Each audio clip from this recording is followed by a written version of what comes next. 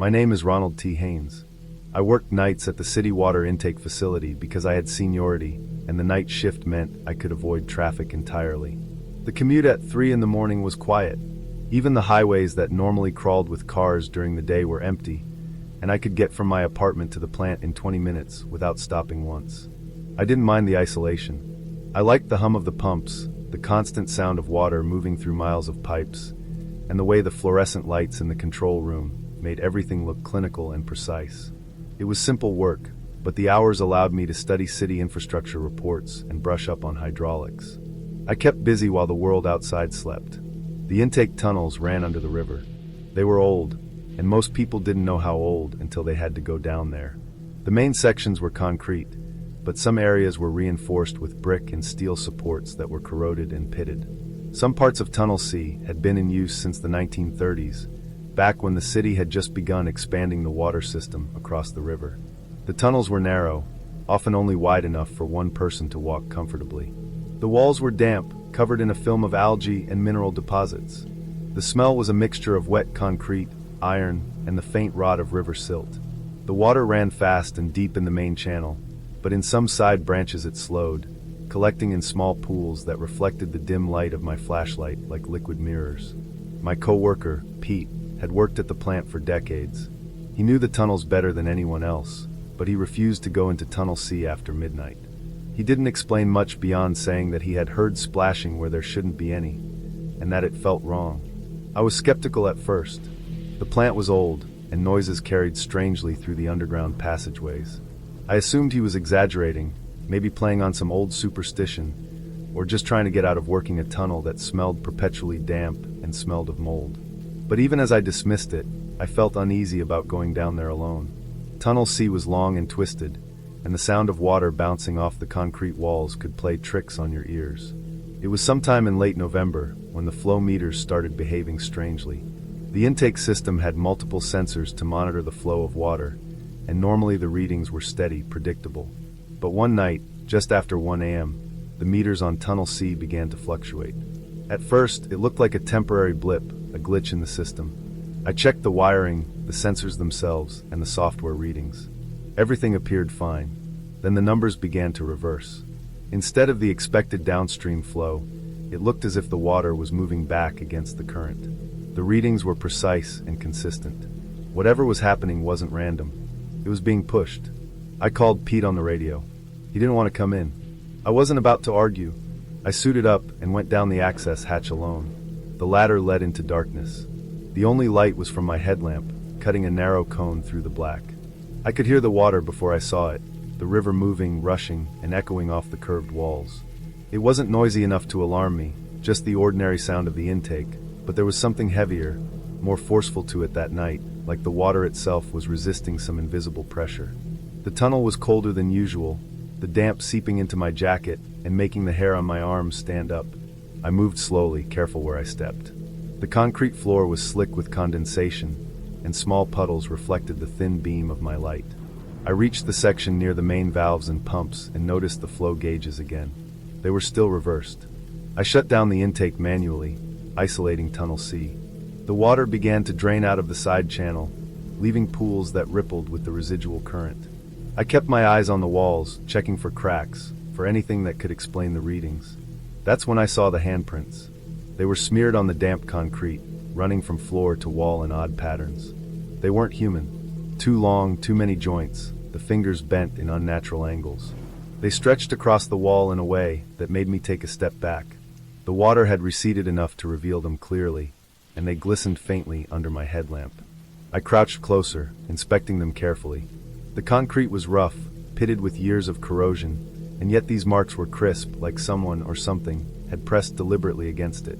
I checked the surrounding area, scanning for tools, debris, anything that might account for it, but there was nothing. No gloves, no equipment, nothing to suggest a person had been there. I reported it immediately. The city engineers came in the next day. They checked the pumps, the flow meters, everything they could think of.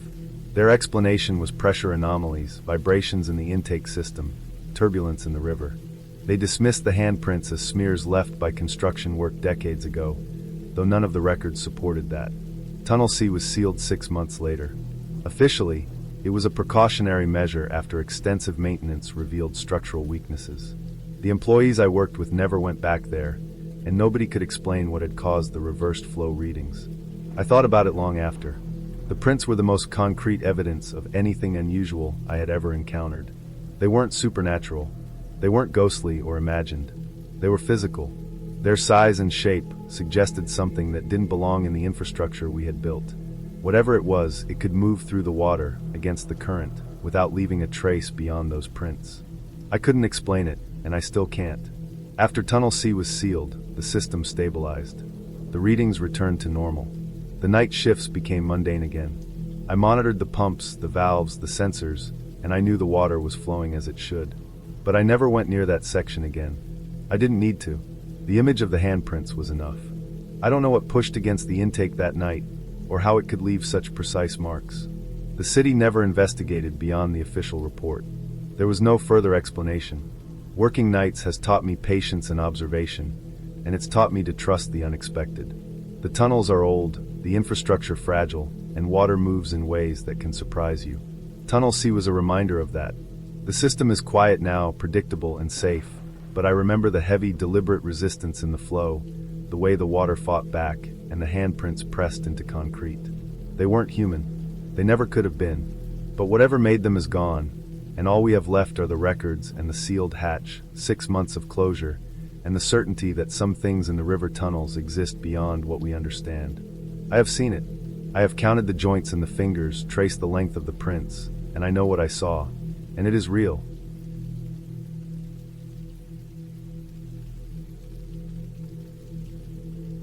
I cleaned classrooms at night because it paid cash and didn't require references.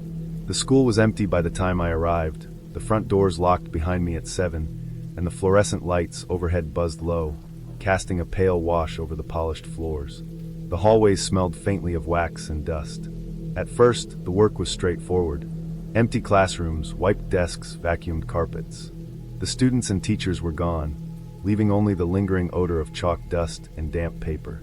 The oldest building on campus was where the cleaning was least regulated. Its brick exterior sagged under decades of weather. Inside, the floors creaked, and the paint peeled at the corners where moisture had crept in over the years. I learned quickly to avoid the stairwell behind the library. The sign said staff only, but that was just to discourage curiosity. I had to go there for storage closets and supply rooms. It was always colder in that section of the building. The heat from the rest of the school didn't reach it, and the stone walls absorbed whatever warmth existed. The basement was different. I didn't know it existed at first. There was a door tucked behind a broom closet, unmarked, heavy and metallic, with a lock that had long since rusted. One night, carrying a mop bucket, I noticed it was slightly ajar. Curiosity got the better of me. The air that escaped smelled damp, like wet stone and something older, something that had been there longer than anyone alive. I shone my flashlight down the steps. The walls were bare stone, roughly hewn, low enough that I had to bend slightly to descend. Each step echoed in the small stairwell. I never told anyone about it. The building maps didn't show the basement, and the custodial logs made no mention. I started cleaning classrooms as usual, but I became aware of the sounds. At exactly 1:33 a.m., every night without fail, the lights upstairs flickered once and the lockers slammed shut in sequence. I timed it out of curiosity at first, thinking it was an electrical issue. Each locker banged in order, like some invisible hand was running down the hallway. The sound carried over the empty corridors, bouncing off the linoleum and the walls. It was loud, mechanical, deliberate. At first, I stayed in the classrooms, letting the sound pass. I told myself it was just the building settling, the old wiring, the wind through broken windows somewhere high above. But I couldn't ignore it. The repetition was exact. Every night, the same time, the same pattern. The sound itself wasn't frightening, it was rational, but it unsettled me because nothing about it was logical. I could check the breaker room, the power logs, everything. Nothing showed any fluctuation. One night, I followed the sound. I left the classroom quietly, leaving the mop and bucket behind, and stepped into the hallway. The fluorescent lights hummed overhead, and I moved along the wall, hand on the railing of the stairs leading down. The lockers slammed again as I passed the second floor, just as expected. The sound drew me forward instead of scaring me away. Something in my head insisted I see it, understand it, rationalize it. I walked slowly, flashlight sweeping side to side, catching the edges of the lockers, the polished floors, the old bulletin boards with peeling paper. At the end of the hallway, I saw movement. It wasn't human. The proportions were off. The figure was tall, shoulders too narrow, head too low. It moved past the far wall, gliding in a way that suggested more than just walking. My heart sped, but I didn't scream. I froze, trying to assess what I was seeing. Every instinct screamed that I should retreat, but the rational part of me wanted to observe, to figure out what it was. It disappeared down a side corridor, into shadows where the light didn't reach. I followed at a distance, careful not to make noise. The hallway narrowed, and the air grew colder, damper. My flashlight caught glimpses of metal doors, of dusty mop buckets, of peeling paint. I reached the end of the corridor and the basement door, and the figure was gone. Nothing moved. No one could have been there. The concrete smelled of moisture, an old cleaning solution. I pressed my ear to the wall, listened, but there was only silence. I went back upstairs. The lockers had stopped slamming, the lights were steady, the building quiet except for the low hum of the heaters. I tried to rationalize it. Maybe someone had been in the building earlier, someone tall, maybe a late-night student or a maintenance worker. But the building was locked after hours, alarms were armed, cameras covered most corridors. It didn't add up. After that, I avoided the basement whenever possible. I still did my job, still cleaned the classrooms, but I never went near the hidden door again. I didn't tell anyone, not my co-workers, not the principal. It felt like a private knowledge, something I couldn't explain, but that I could acknowledge and respect. A month later, the administration closed the basement wing. The doors were locked, posted signs warned of structural hazards. The custodian supervisor told me to avoid that section entirely. Maintenance crews checked the area and reported nothing unusual. Whatever it was, it never appeared again. The locker sound stopped. The building felt normal. I never figured out what I had seen. I never saw it again, and no one else reported anything similar. It could have been a structural quirk, a trick of the light, an animal somehow navigating the pipes and walls. But I knew what I had seen with my own eyes, a figure that didn't belong in proportion, in posture, in presence. It wasn't frightening in a dramatic sense, but it was profoundly unsettling in a way that made me aware of the gaps between what we know and what actually exists around us. I quit that job the following year. The pay was good, but the memory of that night stayed with me. I think about it when I walk down long, empty hallways, when the lights flicker and the shadows stretch oddly. The basement remains closed, locked off from the public, forgotten except in the stories of night shift cleaners. I never needed to see it again to know it was real. The experience taught me something about vigilance, about paying attention to the small, precise details in a space that seems ordinary. Buildings remember. They move in ways that are not obvious. The figure, whatever it was, belonged to that memory, that structure, and it no longer needed to appear for me to feel its presence. The basement wing's closure was a relief, a clear, rational solution to an inexplicable situation. It ended the nightly uncertainty and the compulsion to follow the sounds. I accepted that some things are beyond explanation, and I left the building knowing I had seen something unique, grounded, and entirely real, even if it defied understanding. From then on, night shifts were just work. Floors to mop, classrooms to clean, fluorescent lights to hum overhead. But I carried the knowledge that a place as familiar as a school could hold something unknown within its walls, something visible and tangible, and that sometimes the most ordinary spaces could contain the most extraordinary details.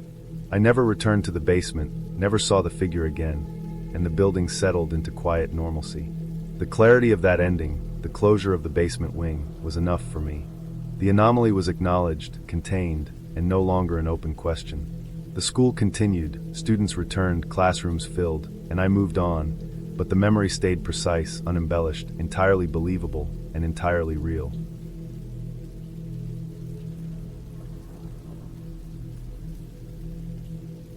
I worked nights because I was the junior dispatcher and nobody else wanted the shift.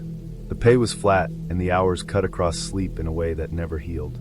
The building was a cinder block box on the edge of town with one window sealed shut and a radio rack that hummed like a chest with fluid in it. During the day the room filled with voices and paper and the smell of coffee. At night it belonged to the equipment. The screens glowed, the fans whined, and the radios breathed. My job was to log check-ins from fire towers, weather stations, and ranger patrols that passed through the forest after dark. Most nights were a slow loop of static and routine tones. Fire towers called on schedule to confirm conditions. Wind direction, humidity, visibility. They used the same cadence every time because that was how it had always been done. When storms rolled through, signals bent and stretched. That was normal. We called it bounce. A voice would smear at the edges or repeat itself with a half-second lag. Sometimes a call sign came through wrong because the repeater caught a stray reflection off a ridge.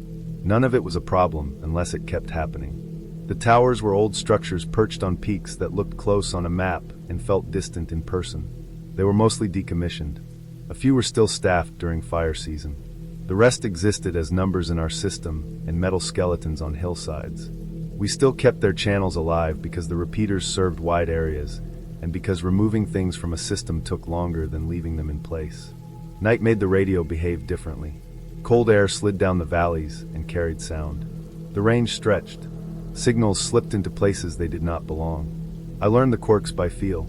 A low buzz meant a loose connector on channel 3. A sharp pop meant a distant lightning strike. A long hiss meant snow building on an antenna somewhere far away. One night late in the season, Tower 4 came in. The tone matched its channel. The strength read clean. That alone caught my attention because Tower 4 had been off the schedule for years. The system still recognized the call sign. The logging software highlighted it in the same dull green it used for active towers. My screen did not flag an error. It treated the call as routine. The report described movement below the ridge line near the tower. The details were sparse but specific. Size beyond elk. No engine noise. No light. No dust. The phrasing followed the old template used by rangers trained before the last update. That made sense to me in the moment because habits linger. I logged it and marked the time. I requested clarification through the standard prompt, which my software sent as a tone and a short request packet. That was the procedure even when something felt off. The job demanded order. The response came back on the same channel. The signal was slightly hotter. The modulation was tighter, as if the speaker leaned closer to the mic. The content did not address the movement. It did not include location or direction. It included my name. The way it arrived mattered. The cadence was slow and careful, each syllable separated by a pause long enough to count breaths. It felt like someone reading a label and taking care not to make a mistake. The name matched the one on my log screen exactly, including the shortened first name used by the system and not by anyone who knew me. That detail made my hand stop. I checked the source field. The call sign still showed Tower 4. The repeater path traced back through the same relay points it always used. I scanned the surrounding channels for bleed. There was none. I ran a quick self-test on the console. Everything returned normal. The room stayed quiet except for the hum and the distant click of a cooling fan. I wrote a note in the log describing the response and tagged it for review. I did not escalate it because the policy required confirmation of a staffed source or visual evidence. At night, without a ranger on site, the threshold was higher. After that, nothing else came through on that channel. The forest settled back into the rhythm of weather checks and distant patrols. My body stayed tight. I watched the meters more than the screens. Every time static rose, I waited for it to form into something shaped. It did not. When the shift ended, the sky was turning gray at the edges. I left the building and drove home through fog that clung to the low ground. Sleep did not come easily. The slow cadence of that response replayed in my head. The care taken with my name felt deliberate in a way that technical glitches usually are not. The next morning I returned to review the logs with fresh eyes. I pulled the staffing records for Tower 4.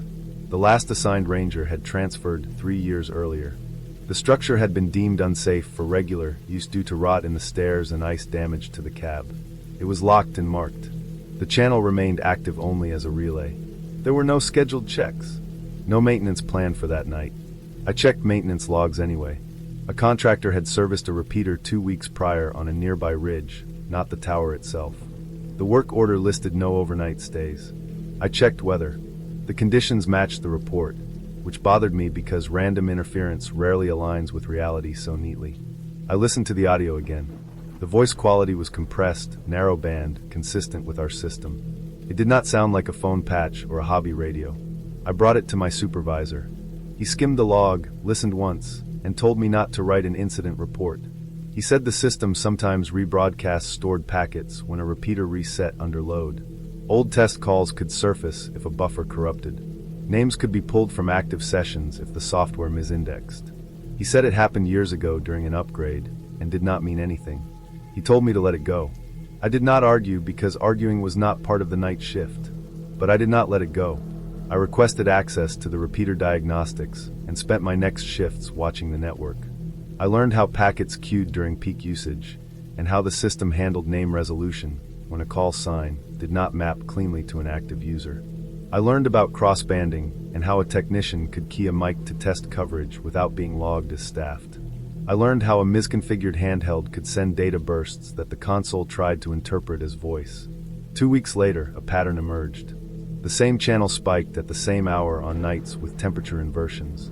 The repeater on the ridge near Tower 4 would momentarily open wider than intended, pulling in traffic from a private land management network that shared a frequency slice. That network used similar equipment. Their devices carried user identifiers tied to a central roster. When their signal bled into ours, the console tried to match it. Most of the time it failed and logged noise. On rare occasions, it grabbed a name from the nearest active session to fill the field. The movement report matched a convoy of maintenance vehicles moving quietly along a service road below the ridge, engines idling low, lights off to avoid drawing attention from campers. That road did not show on our maps because it crossed private timberland. The contractor had run a night test using a portable repeater placed near the tower because the main site was inaccessible. They keyed the mic and spoke to confirm coverage. Their words were shaped by their own procedures, which mirrored ours because many of them were former rangers. The part that stayed with me was the name. The system had pulled it from my active session because my console had been the last to query that channel. The software stitched it into the response as metadata, then pushed it back as audio because the crossband misrouted the packet. What I heard was not a person addressing me. It was my own identifier returned through a loop, spaced by buffering delays that made it sound deliberate. I documented everything in a private notebook because I was told not to file a report. I stopped feeling watched. The explanation fit the facts. The forest remained what it always was, vast and indifferent. The radios went back to breathing. Tower 4 never called again. I stayed on nights until a seniority bump moved me to days. I still hear the cadence when static stretches, but now it stays where it belongs, inside the equipment, doing what it was built to do.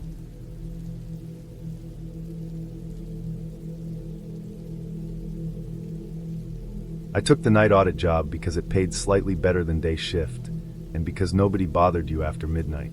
I was in my early 20s, trying to finish a degree that already felt like it was slipping away from me. The hotel was cheap, just off a state highway that cut through scrubland and service roads. Most guests were truckers passing through or oil workers on rotation. They checked in late, left early, and rarely complained. That made the job simple. Print reports, balance the books, keep coffee hot, study when things went quiet. The building itself was old but not historic. 2 floors, exterior corridors, a small elevator wedged into the corner near the ice machine. Fluorescent lights that hummed when the air got cold. The kind of place that smelled faintly of cleaning solution and damp carpet, no matter how often housekeeping worked. At night the wind pushed dust across the parking lot, tapping it against windows and doors in a way that never fully faded into the background. I learned the rhythms quickly. Midnight to 1 brought late arrivals. 1 to 3 was dead. 3 to 5 meant early risers and restless sleepers. By 6 the first trucks fired up and the quiet broke for good. I liked that stretch after 1 when the building felt paused. I sat behind the front desk with my books spread out, the lobby lights dimmed, the television off. The only sounds came from the vending machine and the HVAC cycling on and off. Room 217 was at the far end of the 2nd floor. It faced the empty side of the property where the asphalt gave way to dirt and weeds. I knew that because guests complained about it during the day. No view, no signal. At night it stayed dark except for a single flickering light near the stairwell. The first call came a little after 1. The phone rang once and stopped. A minute later it rang again. I answered and heard breathing. Slow, heavy, no words. I waited, expecting someone to clear their throat or ask for towels. Nothing happened. The line stayed open for several seconds before disconnecting. I logged it as a wrong number. That happened. Guests rolled onto phones while sleeping. Old wiring picked up noise. I went back to my work. 10 minutes later the phone rang again. Same breathing. Same silence. I checked the display and saw the room number. 217. I asked if they needed anything. No response. The breathing stayed steady, almost measured. Then the line went dead. I pulled up the reservation. The room was marked as vacant. No check-in. No late arrival noted. Housekeeping had cleaned it that afternoon. I remembered because I had watched them restock the cart by the stairwell. I assumed the system lagged or someone had moved rooms without telling the desk. That happened too. People paid cash. People argued. People slipped keys from carts. I called security. We had one guard overnight, an older man who mostly sat in his car and watched movies. He walked the property when asked. I sent him to check the room. While he was gone, the phone rang again. Same number. Same sound. I listened longer this time. The breathing came through the line like someone holding the phone close to their mouth. It did not change pace. It did not hitch or cough. I waited until it stopped. Security reported back a few minutes later. The room was empty. Bed untouched. No luggage. No trash. The air conditioner was off. The curtains were open. The door was locked from the outside. He checked the bathroom and closet. Nothing. I noted it and told myself it was a system issue. The phones were old. The property management software crashed weekly. The audit shift was built on tolerating small failures. Things stayed quiet after that. I studied until my eyes burned. I walked the lobby to stay awake. I refilled the coffee. At 3 in the morning I ran the night audit, watching the numbers scroll across the screen while the printer chattered. At 3:07 a.m., the system refreshed. A new check-in appeared. Room 217. No name.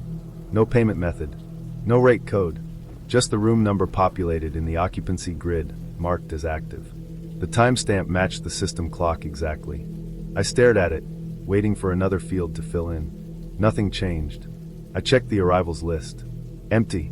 I checked the key encoder log. No keys cut. I refreshed the screen. The entry stayed. I pulled up the camera feed for the lobby. Empty. The parking lot camera showed the same trucks that had been there for hours. No headlights. No movement. I checked the elevator camera. The cab was empty, doors closed. Then the elevator indicator on the desk panel lit up. Second floor. The camera feed switched automatically. The elevator doors slid open. The cab was empty. The doors stayed open for several seconds, then closed. The indicator went dark. I rewound the footage. No one entered. No one exited. The doors had opened on their own. I felt a pressure settle behind my eyes, the kind that comes with too much caffeine and not enough sleep. I told myself it was a sensor glitch. The elevator had been unreliable for years. It trapped guests monthly. Maintenance patched it until the next failure. I grabbed the master key and went outside. The night air was cold and carried the smell of oil from the road. The corridor lights buzzed overhead. My footsteps echoed louder than they should have. Halfway down the second floor, I saw the marks. They started outside 217. Muddy footprints pressed into the concrete, dark and wet as if they had been made recently. They were barefoot. Each print was large, wider than my hand, with long toes splayed slightly outward. The spacing between them was wrong. Too far apart, like someone taking strides meant to cover ground quickly without running. The door to 217 was closed. The lock was intact. No damage. No sign of forced entry. The prints faced away from it, leading down the corridor toward the emergency exit at the far end. I followed them slowly, listening for any sound from the rooms around me. Everything stayed quiet. No televisions. No voices. The prints did not smear or fade. They stayed consistent, heavy impressions that suggested weight. The emergency exit door stood closed. The alarm box above it was dark. The footprints ended at the threshold. The dirt stopped cleanly at the metal strip. There were no prints beyond the door, on the stairs, or on the ground outside. The door showed no sign of having been opened recently. No scuffs. No fresh marks. I checked the alarm panel. No alerts logged. The door had not been opened. I went back to the desk and pulled the logs. No alarms. No motion alerts. No phone calls logged from any other room. Just the earlier calls from 217 and the phantom check-in. I sat there until morning, watching the screens. Nothing else happened. The checkout time passed. The system still showed 217 as occupied. I manually checked it out under a generic code, documenting the issue in the shift report. Management reviewed it later that day. They blamed a software error tied to an old test profile that had not been fully removed. They said the phone calls were likely cross-line interference from the weather and nearby construction. They comped the room and closed the ticket. They told me not to mention it to guests, not to log similar events unless they repeated. They said these properties attracted strange complaints and that acknowledging them caused more problems than it solved. A week later, maintenance pulled a section of drywall near the second-floor stairwell. They found signs of someone accessing the building through a sealed service crawlspace that connected to the utility corridor. Mud tracked through it, old insulation disturbed, a panel pried loose from the inside. Security footage from a nearby gas station later showed a large barefoot man washing his feet in a sink around 4 a.m. He wore layered clothing and carried nothing with him. He walked away toward the fields. The software glitch was real. A dormant room profile had been triggered by a corrupted phone line that shorted during a humidity spike. The elevator stop was a sensor fault caused by the same surge. The phone calls came from a handset wired to a room that should not have been active. The footprints belonged to someone who had been living in the crawlspace for weeks, entering rooms when they were empty, using the phone lines to listen to the lobby at night. He had learned the patterns. He left when he thought he had been noticed. I finished the semester. I quit the job soon after. Room 217 stayed out of service until the renovations were done. I still remember the sound of breathing on that line and how steady it was, like someone making sure they were heard without being seen.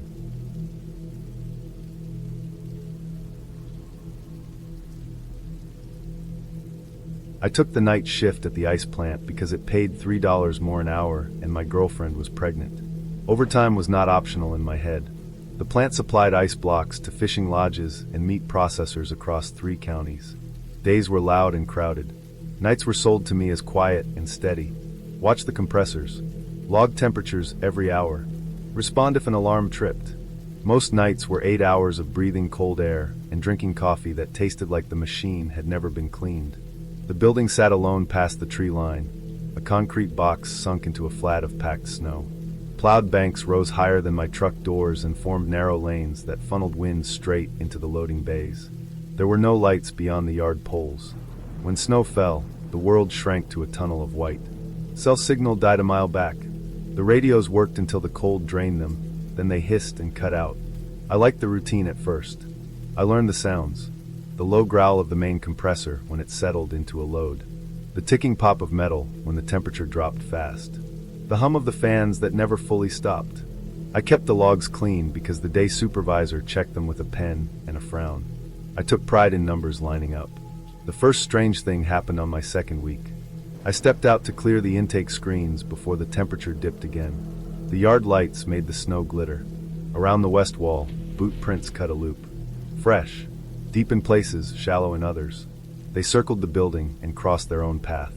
The tread looked like work boots, uneven heel wear, not a neat pattern. No tracks led away. I checked the cameras when I went back inside. Static snow glare washed the feed. No shapes. No motion flags. I told myself it was a coyote dragging something heavy, and the prints only looked like boots because my brain wanted them to. The nights grew longer in my head after that. I noticed small things. A pressure alarm tripped for 2 seconds and reset. A vibration felt through the floor that did not match the usual cycle. The log showed nothing out of range. I wrote notes anyway. The supervisor circled them and wrote weather next to them. Around 2:41 morning, scraping touched the outside wall. Slow, deliberate. It ran along the metal siding like a tool testing seams. It stopped when the compressor kicked up. When it fell back, the scraping returned farther down, then closer again. I stood still and listened. Wind could do strange things. Ice could shift. I told myself that too. The alarm started to line up with the sound. Always pressure. Always brief. Always in the same window of time. I walked the perimeter with a flashlight more often. The snow showed tracks some nights and none on others. When they appeared, they circled, paused near the compressor room, then blurred where wind drifted over them. I never found a clear trail away from the building. I started to dread the walk from the control room to the bay door, the moment when I would step out and commit to seeing what the light showed. By the 3rd week, sleep became thin. My girlfriend was in her 2nd trimester and woke often. I left before midnight and came back with frost on my eyebrows. Money kept me steady. The plant needed me. I told myself that. One night the radio died early. The cold felt sharper, like it had weight. The yard lights flickered once and held. I logged temperatures at 1 and 2. At 2:39 the pressure alarm chirped and reset. At 2:41 the scraping started again. I did not step outside. I watched the camera feed until my eyes burned. Snow glare. No movement. At 3:12 the compressor room alarm tripped hard and stayed on. I pulled on gloves and went down the corridor. The air changed as I opened the door. Cold carried a damp note that did not belong. The room smelled like wet fur. Not rot. Not oil. Something animal and alive. The floor near the wall glistened where meltwater pooled. The compressor casing showed fresh scuffs near the lower bolts, shallow arcs as if something had leaned and shifted weight. I shut down the unit and called it in from the landline that barely worked. The call dropped twice. Maintenance came at dawn. They found nothing. No animals. No breach. They blamed condensation and told me to keep doors sealed. The smell faded by afternoon. After that, I noticed damage I had missed. The siding outside the compressor room showed fine scratches that ran horizontal. The intake screen had bent bars that had been pried just enough to flex. Snow filled the gaps by morning. Tracks appeared again, closer together now, as if whoever made them moved slower. I stopped telling myself stories about coyotes. I began logging times more precisely. The pattern sharpened. The scraping started when the pressure rose and stopped when it fell. It traced the same section of wall. Someone knew the building. Someone knew where the sound would mask them and where the metal gave a little. I brought a camera from home and set it in the yard angled at the west wall. The battery drained in the cold. The footage showed nothing but blown highlights and my own breath when I walked past. The night I quit was clear and brutal. The snowbanks were walls of blue under the lights. The radio hissed once and went dead. At 2:38 the pressure alarm chirped. At 2:40 the scraping began, closer and more confident. The metal sang under it. I stood in the control room and felt the vibration through my boots. At 2:45 the compressor room alarm screamed and did not stop. I forced myself down the corridor. The smell hit me again, stronger. Wet fur and breath. The air moved near the wall. I did not see an animal. I saw a shape of absence where frost should have formed. The intake screen rattled as pressure shifted. I backed out and shut the door. I shut down the system according to the manual and left the building dark and quiet. At daylight, management called me into the office. They had footage from a highway camera a mile back. A man had been arrested that morning for trespassing near a meat processor. He wore insulated coveralls and boots with uneven heels. He carried tools wrapped in a tarp. He had been fired from a refrigeration job months earlier after an injury, and a payout he said was short. He had been sleeping in a truck buried behind plowed snowbanks and moving at night to avoid attention. He knew how to bleed pressure without tripping alarms for long. He admitted to testing buildings for access and warmth. He admitted to scraping siding to find seams and listening for changes. He denied entering the plant. They found no proof he had. Maintenance pulled the west wall and found insulation compressed and torn in a narrow strip near the compressor room. Hair caught in the fibers matched a local trap line sample from the area around the meat processor. The smell came from soaked insulation and condensation, where warm air leaked when pressure spiked and fell. No animals had made it inside. A person had worked the wall and used the heat and noise to hide. I quit that day. The extra money did not matter anymore. The plant hired someone else. They added lights and replaced the insulation. The alarm stopped tripping. I sleep better now. When I think back, the fear settles into something solid. It was not a thing from the dark. It was a man who knew machines and cold and had time. That is enough.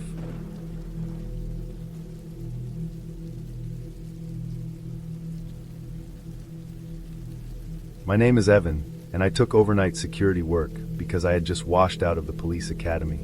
I did not fail the written tests. I did not fail firearms. I failed the part where they decide if you are suited to carry authority without hesitation. They said I was cautious. They said I paused. They said hesitation gets people hurt. I needed money and structure and something that still felt close to law enforcement, so I took the night shift contract at a closed regional mall on the edge of town. The mall had been shuttered for 2 years. The last department store closed after a holiday season that never recovered. Everything inside had been stripped or left to rot. Display glass was gone. Wiring hung from ceilings. Escalators were locked in place with steel braces. The air smelled like dust, old carpet, and the faint sweetness of spoiled food that never fully left. Lights were on only in sections needed for cameras and patrol routes. The rest stayed dark. Our job was simple on paper. We logged hourly patrols. We responded to motion alerts. We checked doors and roof access. Most alerts came from animals. Rats moved through the walls and ceiling cavities. Sometimes the HVAC shifted when the temperature dropped. Sometimes a loose banner flapped. You learned patterns fast. You learned what mattered and what did not. I worked with a partner because the contract required 2 guards overnight. We used a small electric cart to cover the long corridors. The cart echoed badly in the empty space, so we often parked and walked. Radios barely worked when it got cold. The building swallowed sound. Even your own footsteps felt distant. The children's play area sat in the center court. It had once been bright. Now the colors looked wrong under emergency lighting. Foam mats covered the floor. Plastic slides and climbing shapes stood bolted together. Murals of animals peeled from the walls. It should have been just another zone. The motion alerts there started my first week. Every night, without fail, between 1:10 and 1:25 a.m., the system logged movement. By the time we arrived, it stopped. No tracks, no visible disturbance, no animals on camera. We filed it as system error. Facilities said the sensors were old. I began timing it without meaning to. I would glance at my watch and feel a tightening in my chest when it passed 1:10. I told myself it was routine. I told myself patterns calm people. On patrol, the mall felt different at night than any place I trained in. Police buildings hum. Streets breathe. This place held air like a lung that forgot how to empty. You could stand still and feel watched without seeing anything. Cameras blinked red in the dark. Dust drifted through beams of light. The first detail that bothered me was sound. When the alert triggered, there was a faint change in the noise floor. Not a sound added, but one removed. The low hum of the building thinned. It felt like someone holding their breath. One night my partner refused to get out of the cart. He sat rigid, hands tight on the wheel. He stared toward the dark corridor that led to the play area. The radio on his shoulder crackled with static. Beneath it, there was a rhythm that did not belong to interference. Slow breathing, close breathing, controlled breathing that sounded practiced. I turned off my radio and listened. The sound stopped. My partner did not move. I checked alone because protocol still mattered to me. I carried my light and walked. The closer I got, the warmer the air felt. Not heated, not flowing, just warmer, like a pocket where heat had been held. The mats in the play area were warm. Not room temperature, warm like skin. I knelt and pressed my palm flat. It was unmistakable. I checked beneath. The concrete was cold. Only the surface held heat. I swept the area. No one visible. No damage. No signs of animals. The cameras showed nothing but empty space. I logged the alert. Facilities later admitted there was no heat running in that wing. The system was isolated. There was no reason for warmth. I started checking the play area earlier in my rounds. I checked vents. I checked access panels. I checked ceiling tiles. I found nothing. The alerts kept coming. I noticed other things once I started looking. The foam mats shifted slightly night to night. The seams did not line up the same. The climbing shapes had smudges where hands would grip. Not dusty smudges. Oily ones. Like skin contact. I reviewed old incident reports. Before the mall closed, there had been a series of complaints from parents about a man taking photos. Security escorted him out twice. The third time he ran. Police were called. No arrest. He was never identified. I asked facilities for access to crawl space maps. There were maintenance corridors beneath the court. Old storage areas. Utility runs. Many entrances had been sealed when the mall closed, but not all. I checked one after my shift ended. I should not have. I was tired and angry and needed certainty. The access hatch was behind a fake wall near the food court. The lock was old. It opened with pressure. The space below smelled like sweat and old insulation. There were blankets piled in a corner. There were food wrappers. There was a portable radio tuned to our frequency. Batteries fresh. There were handprints on the concrete where someone had pulled themselves up toward the hatch under the play area. The explanation settled in my body like a weight. Someone had been living there. Someone small enough to move through sealed spaces. Someone careful enough to avoid cameras. Someone who knew our timing. Someone who used the play area because it was central and insulated and familiar. The warmth made sense then. Body heat held in foam. Repeated contact. The breathing on the radio made sense. The motion alerts made sense. The timing made sense. I reported everything. Police searched the crawl spaces. They found more bedding. They found stored water. They found printed schedules of our patrols with notes. They did not find the person. The alert stopped after that night. The play area stayed cold. My partner quit. I finished my contract and did not renew. I learned later through a quiet conversation with a detective that the man had a history of hiding in public spaces after closing. He targeted places meant for children because they were built with hiding in mind. Soft surfaces, sound dampening, access points. He had been removed from another mall years earlier. Charges never stuck. I left security work after that. I did not go back to the academy. The hesitation they saw in me was not weakness. It was attention. It kept me alive. It let me notice warmth where there should be none.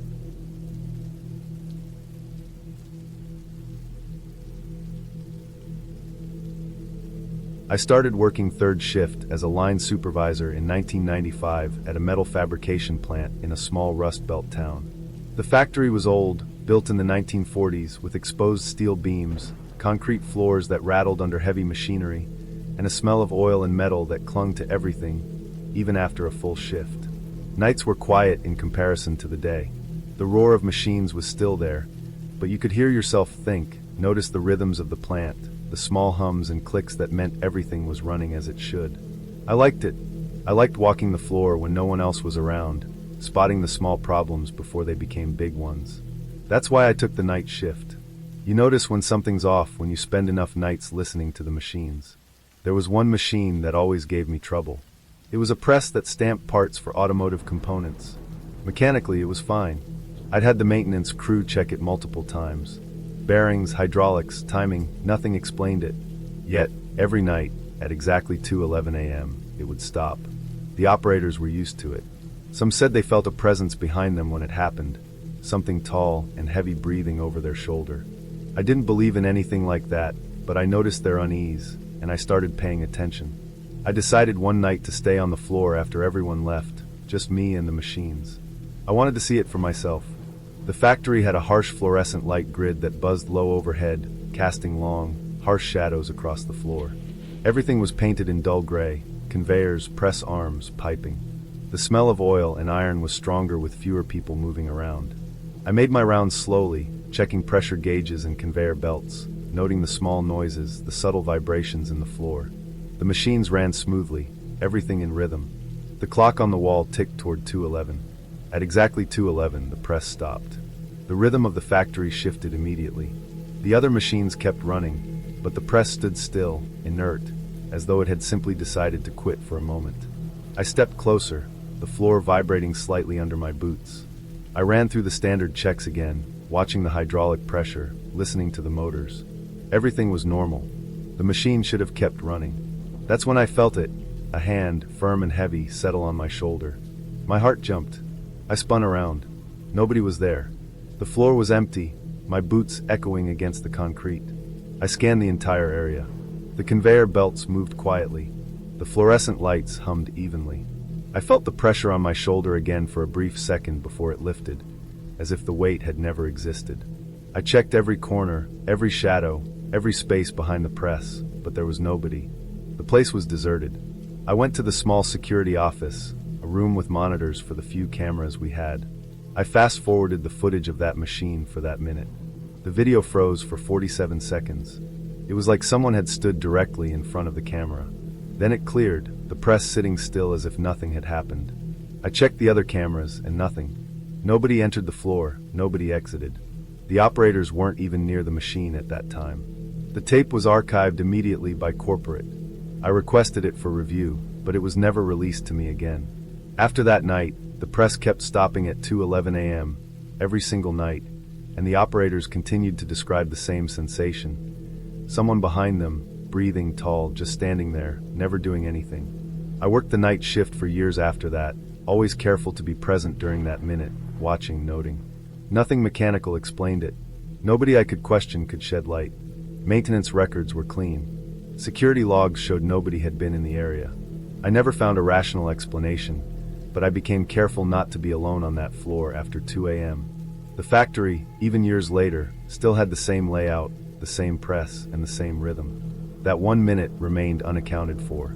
I never heard anyone else report it outside the operators, but those few words about feeling watched stuck with me. I stopped trying to rationalize it after a while. I documented every instance, every stoppage, every feeling reported by operators. The company kept it on file. I finished my shift, went home in the quiet streets, feeling the heavy night air against the truck, listening to the distant hum of the city, and wondered why a perfectly functioning machine would pause at the same second every night, just long enough to make you feel the floor itself was different. No mechanical fault, no human interference, just that exact, precise pause. That's what made it real. It wasn't the stories I told myself, it was the rhythm breaking in a way nothing explained. And I saw the footage. I felt the weight on my shoulder. I still remember it, years later, step by step, minute by minute. The way the shadows bent across the factory floor, the cold smell of metal and oil, and the absolute certainty that something had been there. Whatever it was, it left no trace, and yet it was undeniable. The press resumed. The operators continued. And the tape was gone, leaving just the memory and the quiet, unbroken rhythm of the machines.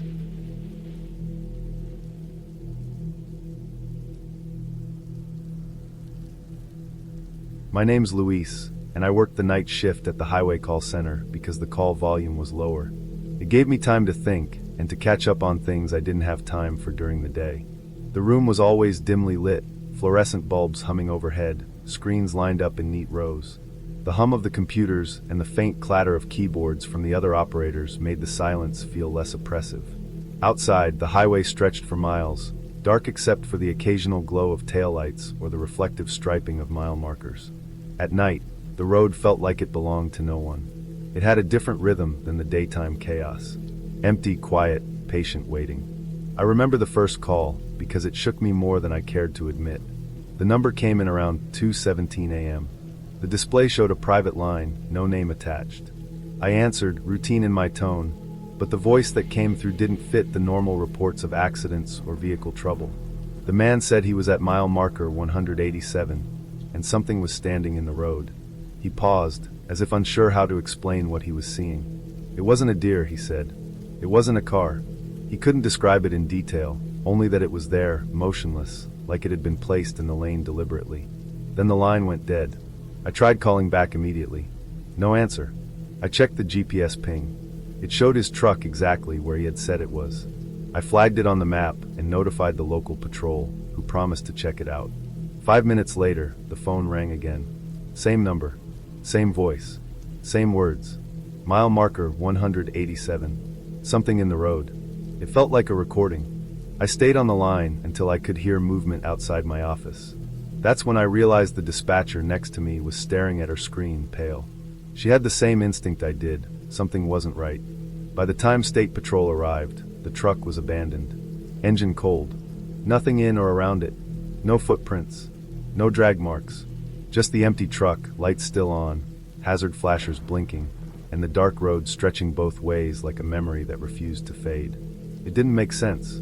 There was no reason a person would leave a running truck like that, especially in the middle of nowhere. And yet, that was exactly what had happened. The calls started again later that month. 3 more. Different numbers each time. Same script, same voice, same calm description of something standing in the road. Each time, the trucks were found abandoned, engines cold, no signs of struggle or tracks. Management began referring to them as non-standard callers, a term that felt clinical, almost dismissive, but it was the only way they could categorize something that defied logic. I began tracking patterns. The calls always came after 2 a.m. They were always brief, always interrupted. GPS pings always confirmed the caller's location. Each abandoned truck was a late model pickup or SUV. The State Patrol began keeping a log, but after the 4th instance, they admitted there was nothing they could do. No suspects, no witnesses, no evidence. Nothing that suggested foul play, nothing that suggested accident. Just a man, a truck, and a stretch of empty road. Nights at the call center changed after that first month. The low call volume I had appreciated became a slow dread. Every time the line rang, my heart skipped, hoping it wasn't another of those calls. I learned to recognize the subtle difference in the ringing pattern that marked a non-standard call versus routine reports. The difference was imperceptible, but after weeks of night shifts, you learned to notice patterns in ways you didn't expect. I stopped leaving my office to smoke by the back door. The highway outside felt wrong, too quiet, too measured. I would glance at mile markers on the screen, tracing the road with my mouse, imagining what it would be like to be out there alone. I started keeping a log of my own, not required by management. Each entry included the time of the call, the location, the make and model of the truck, the GPS ping, and the patrol response. I noticed small details that weren't in the official reports. The trucks were always parked perfectly in the lane, angled as if the driver had stopped intentionally. Nothing inside the cabs was disturbed. Keys were left in the ignition. Seats adjusted exactly as you would expect from someone who had just stepped away for a moment. The absence of any footprints became more disturbing over time. Snow, dirt, dry asphalt, whatever the surface, it was unbroken. One night, during a quiet stretch around 3:30 a.m., I heard the telltale ring. Private number. I braced myself. The man's voice came through, calm, deliberate, describing something in the road at mile marker 192 this time. I noted it down. Then the line cut out. I tried to call back. Nothing. My instincts screamed that something was wrong, and I knew the patrol would find the truck, but I felt an unshakable unease that went beyond protocol. The screen in front of me displayed the empty highway, the blinking dots of patrol cars, the blinking cursor over my log, and I realized I had been sitting too long without moving, holding my breath. Weeks later, management updated the training manual. There was now a section about non-standard callers, describing the procedures for handling abandoned vehicles, lost drivers, and the importance of reporting any irregularities immediately. The section was written in dry, professional language, but anyone who had experienced those calls knew the weight behind the words. It was a reminder that some things existed beyond explanation, that not every emergency fit neatly into a form or a checklist. I kept working nights, but I never looked at the highway the same way again. Every truck on the side of the road, every dark stretch between mile markers, every quiet moment felt layered with possibility. The calls never stopped completely, but they became rarer. I learned to pace myself, to take notes, to stay aware of details others might overlook. I understood that the road could hold strange, unexplainable patterns, and that sometimes the most unsettling truths were the ones you could see but not touch, hear but not understand. By the end of that year, I had worked enough night shifts to feel a strange ownership over the road. I could recognize a normal call instantly and distinguish the non-standard ones without hesitation. The logs I kept were used in training for new operators. The trucks were still found abandoned from time to time. State Patrol accepted it as part of the night shift landscape. I didn't expect to understand it fully, and I never wanted to be out there alone to witness it firsthand. But I learned to respect the silence, the emptiness, and the way a perfectly ordinary night could suddenly feel completely unnatural. I still remember mile marker 187. I still think of the man's calm voice, repeating the same words, describing something that never should have been there, and then disappearing. I never found out why it happened, who he was, or what he saw. The trucks were retrieved, cleaned, returned to service, and life at the call center continued. But the memory remained, a reminder that even the simplest night shift could carry moments that unsettle the mind without breaking the rules of reality. The road doesn't forget, and neither do you.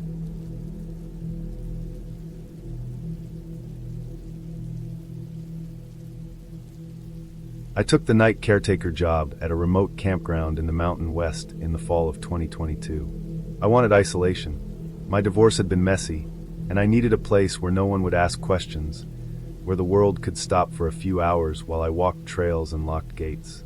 The campground sat tucked into a high valley, far from any main road. Even in daylight it felt empty. Pines and firs pressed against the edges of the dirt loops, the smell of resin thick in the air. Streams ran along parts of the campsites, shallow and cold, with the sound of water always carrying farther at night. I had the place to myself most nights. My responsibilities were simple: lock gates, check campsites, make notes about wildlife or damage, make sure the place didn't burn down while no one was watching. At first, the nights passed with the usual sounds. Coyotes calling to each other in the distance, the occasional deer stepping through the underbrush, trucks or campers early in the season that came and went without incident. The logs I kept were mostly routine. No damage, fox tracks along the creek. Gate locked at 11:03 p.m. All quiet. The isolation was what I wanted, and for a few weeks it was exactly what I got. I started noticing small things about the place, patterns I hadn't expected. The wind moved differently between the trees, channeling through certain gaps, making some areas quieter than others. Sometimes I would see shadows shift in the corner of my eyes, but when I turned, nothing was there. I chalked it up to the uneven terrain, the moonlight, my own eyes adjusting to the dark. Campers, when they came late or left early, would joke about the voices or the woods that move at night, but I never thought much of it. It was a clear night in late October when it happened. The sky was deep blue, scattered with stars that seemed closer than they should be. The air smelled of damp pine, and with smoke from a distant cabin I could just barely see over the ridgeline. I had driven my old truck along the main loop for the last check of the evening, locking gates and checking each campsite. By 3 a.m., I was back in the caretaker cabin, the small log building with a metal roof and a single flickering lamp above the door. I had coffee in a thermos and a notebook, recording what I'd seen, when and where. The night was quiet, almost too quiet, and I appreciated it. At 4:02 a.m. I heard it. At first, I thought it was an animal. A human voice doesn't carry well in these woods, and my mind tries to turn every sound into what I expect. But this was different. The sound of someone calling for help, low and strained, coming from the direction of Site 14. I knew the campground map well. I had walked every loop a dozen times. Site 14 was at the far end of a dirt spur, lined with old pines, near a small creek that bent sharply around a ridge. I stayed in the truck, careful. My first thought was that someone had broken the rules, wandered off the road, or needed help after an accident. But the voice didn't echo naturally. It seemed to hover, diffuse, hard to locate. I kept the truck running, lights dimmed, watching. Something moved between the trees. It was tall, far taller than a person should be, but not impossibly so. It bent in strange ways, its limbs extended or shifted unnaturally as it moved from tree to tree. I tried to make sense of it in rational terms. Maybe someone carrying long gear, lumber, or a ladder. Maybe shadows from multiple trees lining up oddly? I've always tried to reason things out, and at first I did the same here. But then I noticed that no equipment or limbs should move like that without sound, and there was nothing else, no rustling, no cracking branches that would suggest human movement. I did not leave the truck. I couldn't. I told myself I'd wait, observe, and make a report in the morning.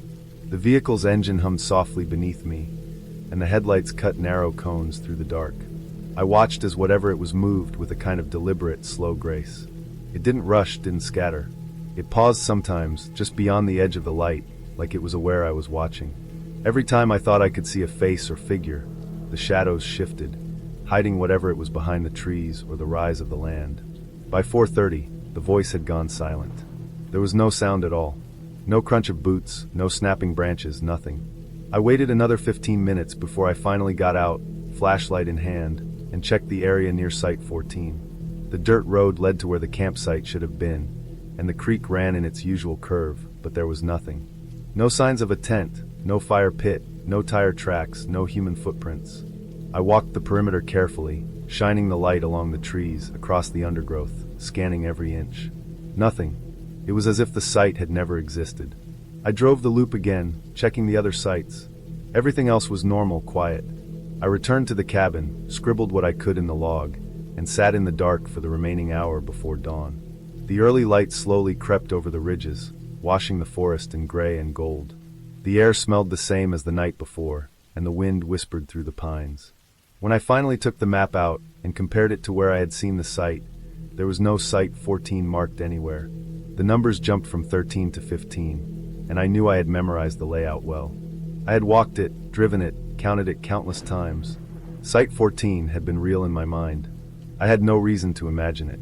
I left the campground that morning. I drove through the pass, down the dirt roads that eventually joined the highway, feeling exposed but oddly relieved. I didn't return for the next shift. I ended my contract early. I didn't tell anyone exactly what had happened. There was no evidence to report. No one would believe me. It wasn't supernatural. There was nothing in the official records. The cabin and the campground continued to operate, and I heard later from another caretaker that all the sites were numbered differently that season, that Site 14 had been skipped for maintenance reasons, or maybe removed temporarily. I don't tell the story often, and I don't exaggerate it. The most unsettling part wasn't that the site didn't exist. It was how real it had felt. The smell, the air, the trees, the sound of the voice. It all registered in my senses exactly as if it had been there. Something in the woods had mimicked human presence perfectly, whether by coincidence or design. I never went back to the campground. I didn't need to. I knew the forest could contain illusions that didn't break the rules of the natural world, but that still left you shaken when you encountered them alone at night. I moved on, found work elsewhere, and slowly built a life where I didn't have to be that isolated again, where the nights weren't so empty. But I still remember the curve of that creek, the line of the trees, and the way the shadows shifted just beyond my headlights, bending in ways no person could. I left the campground before my contract ended, and I never looked back.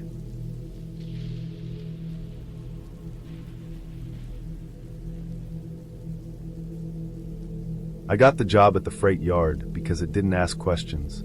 I had just finished rehab, and I needed work that didn't care about gaps in employment or the kind of mistakes I had made. The night shift was open, and nobody wanted it. That suited me. Nobody around, nobody watching. I was supposed to sit in a small guard shack, check paperwork if trucks arrived, and walk between container stacks on routine patrols. It sounded safe, boring, and clean.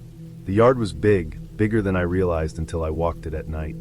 Containers stacked like blocks in every direction, some 3-4 rows high. The concrete cracked in places, weeds poking through. Empty trailers left at odd angles, rust streaked across the metal, puddles where the yard didn't drain. At night, the place felt abandoned like a shell. The wind moved differently here. It wasn't just air, it was sharp in your ears, whistling through gaps in the containers, rattling the metal. I noticed the whistling on my first walk. I didn't think much of it at first, chalked it up to wind. But it wasn't. It became clear over the first few nights. When I walked between certain rows, the whistle didn't vary with the wind. It was rhythmic, like something measuring my pace. Always faint, like a thin note holding itself steady, and it stopped when I stopped. I checked the containers, nothing moved. No trucks, no people. The office radios never picked up any stray signals. The sound was just there. The flashlight became a problem quickly. Batteries that were new when I started would drain in hours. I replaced them, thinking maybe the cold or the cheap brand was to blame, but it never matched the pace of the drains.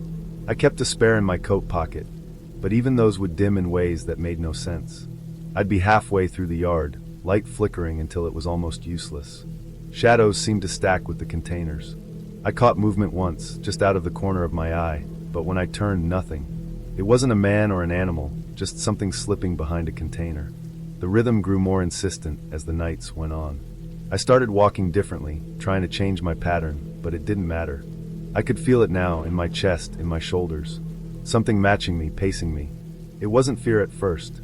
It was attention, and it made my skin crawl. Then it changed. It was the fourth night. I had my flashlight, though barely working. I walked the usual route between 2 rows, tall stacks on either side. That same soft whistle. This time, I thought I heard it clearly. A word. My name. It took me a moment, but I froze. It was impossible. It couldn't be. My sister lived 3 states away, had no reason to call.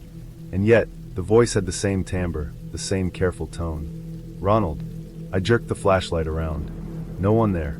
No footprints, nothing. Just metal walls, cracked concrete, the wind sharpening the edges of the night. I stayed frozen for minutes, listening. The whistle faded to silence. I told myself it was the wind or my imagination. I kept walking, flashlight wavering, until the guard shack looked close. I tried to focus on paperwork, on logs, anything to distract myself. But then I heard it again. A name, faint, coming from a container nearby. I went rigid. The container had no locks broken, no signs of tampering. Nothing. And yet, the voice was inside. I didn't open it. I couldn't. I moved back to the shack and sat in the dim light, logging the rounds I had taken, but hadn't moved from. Every sound outside made me flinch. The footsteps started shortly after. Soft, measured, circling the shack. Not running, not clumsy. Just pacing. Sometimes close, sometimes fading into the night. I stayed put. I didn't look out the window. I didn't respond. I watched the clock tick, watched the darkness outside stretch and breathe. The sound of footsteps never stopped until light crept across the yard. Morning came, harsh and bright. The whistle was gone.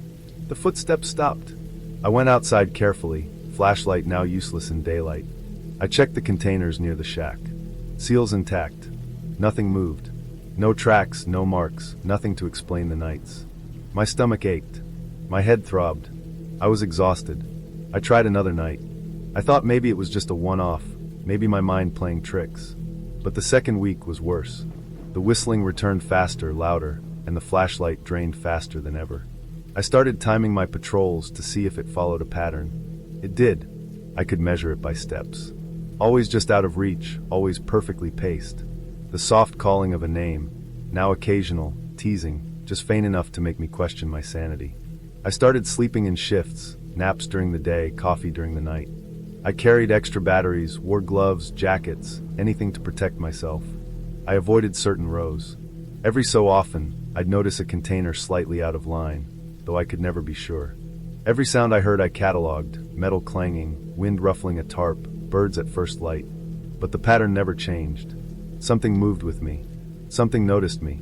The last night I worked, I left early. I didn't patrol. I stayed in the shack. I didn't log rounds. I watched the edges of the yard, listened to the wind, felt the rhythm of the whistle in my chest. It came at the same time it always did. I stayed still. I didn't move. I didn't try to track it. I just waited. Hours passed. I watched the shadows stretch. I counted the footsteps circling, precise, never slowing. The sun rose behind the stacks, and I realized I hadn't blinked for maybe 30 minutes straight. The whistle stopped with the first light. The footsteps stopped. I stood unsteady and walked the perimeter once, twice. No one there. No disturbance. Nothing. I checked the container seals, all intact. I didn't need to do more. I left the yard and didn't go back. I turned in my badge, keys, and logbook the next day. 2 weeks was all I could last.